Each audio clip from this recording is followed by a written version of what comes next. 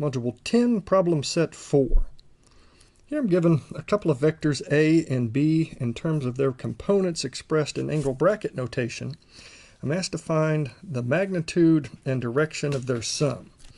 So again, I'm going to say that vector A plus vector B give me a new vector C.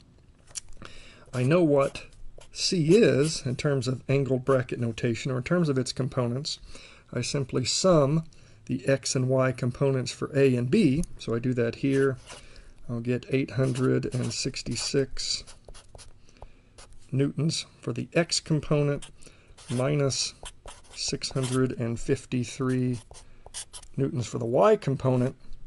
So the magnitude of the resultant C would be 866 squared, 653 squared. I'll take the square root of that result. So I do that little bit of arithmetic and we discover the magnitude of C is 1085 newtons. Okay, so how do I go about finding the direction? Well, let's look at where C is at here. So I've gone positive in the x component, negative in the y component. So I've got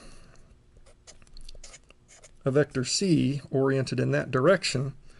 Recognize, in terms of this right triangle here, I know the value of this hypotenuse, I know the x component, I know the y component.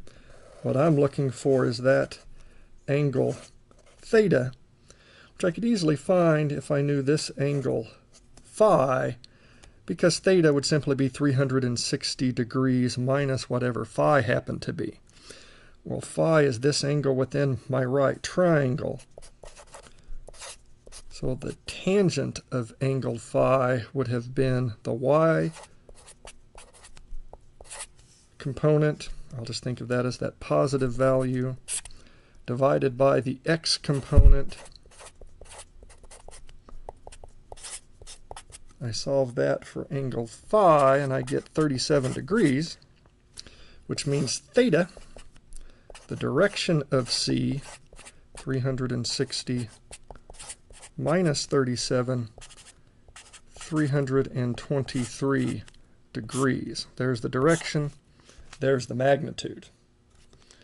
Okay, let's try another one here. Okay, so here, let's look at what we're given. We've got a vector A that has magnitude 35.5, 25 degrees north of east. Another vector that's directed 30 degrees east of south. We're asked to find the sum, and here we're asked to express that sum in unit vector notation. Okay, let's make a good sketch of what all is going to be happening here. There are some coordinate axes. Okay, so we had one vector that was 35.5 in magnitude that was 25 degrees north of east. So that angle right there is 25. Okay, we have another one here that's 30 degrees, so swept out 30 degrees east of south. So it maybe looks like that right there. And it had magnitude 50.6. Okay, let's construct our parallelogram here. Okay, and my resultant vector that I'm looking for will be oriented in that way. So we'll say that resultant is our vector C. Okay, so let's first set about finding what the magnitude of C would be. Okay, we're getting good at that now. We recognize that the magnitude of C would be, okay, the magnitude of A, 35.5, I'm going to leave the units off here for space considerations, 50.6, 2 times 35.5, 50.6 times the cosine of the angle between them. Okay, so now I went up 25 here. This was swept out 30, so this distance to this distance must be 60. 60 plus the 25, that leaves 85. So we're looking at the cosine of 85 degrees. All right, I solved that for C.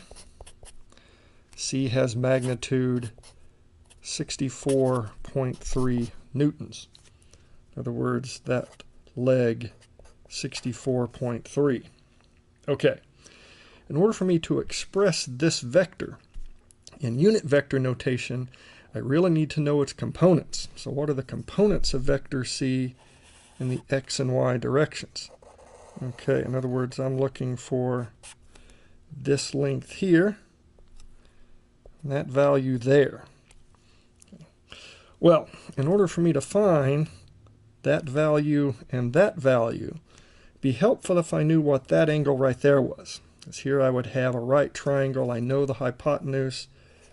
If I know the value of angle alpha, I could readily find, using my trig functions, this value and this value.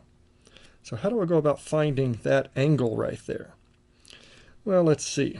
I recognize if I could find this angle, which I'll call phi, I could easily find alpha, because phi minus the 25 degrees I know must leave me alpha. Okay, so can I find angle phi there? Well, let's kind of bold out a triangle that I'm going to use here. So I'm making that triangle a bit bolder. And I recognize, okay, for that triangle I just bolded out, I actually know the values for all of the legs of that triangle. And I know this angle here. If this angle associated with the parallelogram I'm looking at here, so that total angle right there was 85, this must be 180 minus the 85, or that must be a 95 degree angle. So let's look. I know an angle. I know the leg opposite that angle. I know the leg opposite, which means I can find angle phi here using my sine rule. 50.6 divided by the sine of phi would have to be equal to 64.3 divided by the sine of 95.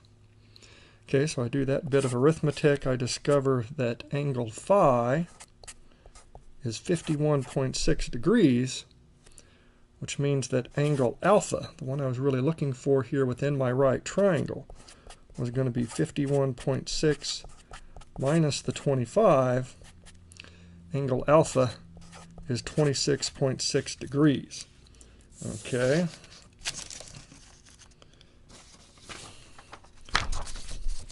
So in looking at that right triangle right there, I can now pretty readily go about finding the numerical value associated with that x component and that y component. And how do we do that? Well, again, just applying a few trig functions here. Let's call the x component cx. So again, that's that value right there. So that's going to be the cosine of 26.6 degrees times the value associated with the hypotenuse, 64.3. So my value in the x direction, 57.5. This was a force vector in newtons. The y component, okay, that's going to be the side opposite. So that would be the sine, 26.6 degrees times the hypotenuse. My y component value 28.8 newtons, but I recognize the y is actually in the negative direction here. And now we've got everything we need to express this in unit vector notation. Vector C would have been 57.5 newtons times my unit vector I plus a negative 28.8 newtons times unit vector J.